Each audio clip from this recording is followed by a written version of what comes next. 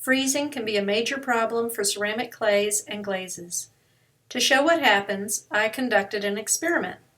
A selection of clay and glazes were put in my freezer for a week and compared to an identical selection that came straight from our climate-controlled factory warehouse.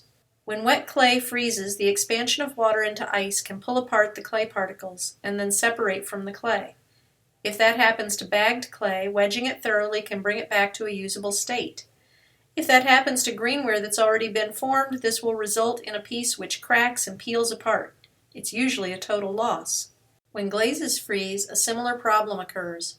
The water separates from the glaze particles. Let the frozen glaze thaw completely, then mix well. For my experiment, I used a test tile to compare the control glaze, the frozen glaze unmixed from the jar, and the frozen glaze after mixing. Most of the glazes I used in my experiment just needed a little stirring to be back to a good brushable consistency. One glaze, our PC Albany slip glaze, became very lumpy after being frozen. It took using a mixer to get the consistency back, but I found that when fired, the frozen glaze looked nearly identical to the control glaze. If you live in a cold climate, try to keep your clay and glazes in a protected area where the temperature is above freezing. If your clay freezes, wedge well before use. If your glazes freeze, mix well before application, maybe using a sieve or a mixer. Stay warm and good glazing.